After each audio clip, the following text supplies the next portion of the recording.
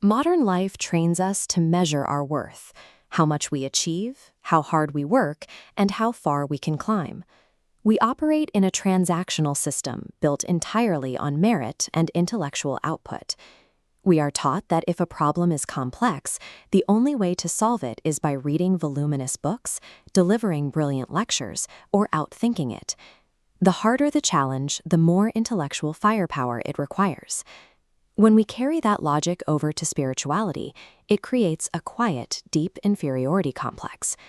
People who consider themselves uneducated or unlearned look at the concept of ultimate liberation and assume they simply lack the capacity to reach it.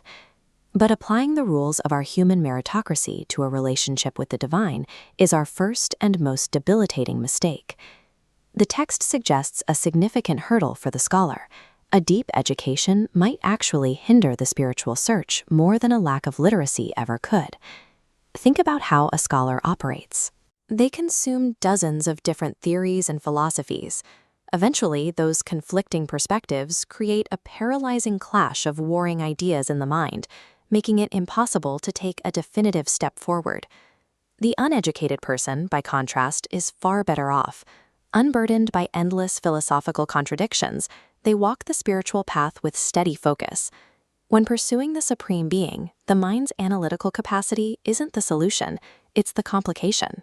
So, mechanically speaking, why is the human brain incapable of comprehending the concept of God? To answer that, we have to look at how the mind is formed through a process called pratisanchara. As we see in this diagram, pure consciousness fragments itself into 5 fundamental factors. Those factors then reconvert and combine to create the human mind. The mind is entirely a created byproduct. This introduces the puppet master rule. A puppet can perform any play its master learns, but it is physically incapable of controlling or fully understanding the master pulling the strings. When the created mind tries to draw a box around its creator, the logic snaps. This breaks down further when we examine the mechanical definition of knowledge.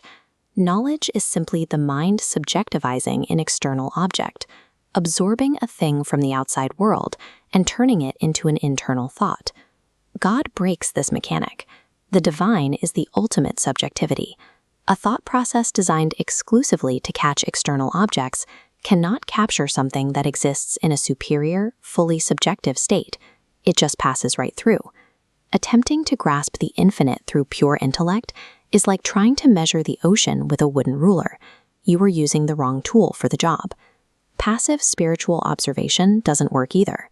Merely sitting and listening to spiritual discourses usually results in the words going in one ear and exiting the other at a perfect 180-degree angle. What is required is shraddha. This means taking every single faculty and sentiment you possess and directing them entirely toward your ultimate goal. This brings us to a fascinating paradox. If someone focuses on God with intense anger or hatred, they are more involved than a casual listener. Because their mind is fully activated by that emotion, they are constantly occupied with the divine. This intensity is why the text points to historical figures who viewed the divine with enmity, yet still reached their goal. Their focus was total. While a scholar might listen to a lecture and forget it, a rival is constantly thinking of their opponent, keeping the mind anchored to the target. If a lack of intellectual capability or societal merit doesn't block salvation, what does?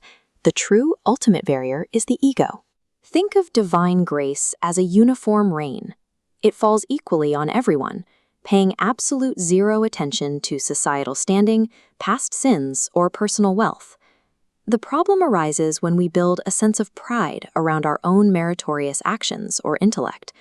That pride acts as an umbrella, keeping us perfectly dry from the grace that is already falling all around us. Salvation is not a trophy you earn by compiling a flawless spiritual resume. It is received by choosing to dismantle your own pride. This reframes your relationship with the divine. It is not an external contract governed by courts, by societal laws, or intellectual benchmarks. Rather, it is a close family relationship. When a parent feeds their children, they don't give 4 portions of food to the child with a master's degree and only 1 portion to the child who didn't finish high school. To the parent, all the children receive equal nourishment. When an infant is learning to walk, the parent will step back and goad the child forward. The child doesn't need to run a sprint. They only need to make the slightest, unsteady effort. The moment you take that one step toward God, He walks 20 steps toward you to pick you up. Connecting with the deepest layers of the universe is an inseverable part of your being, your birthright. You do not need to be brilliant to claim it. You just need to drop the ego and take the first step.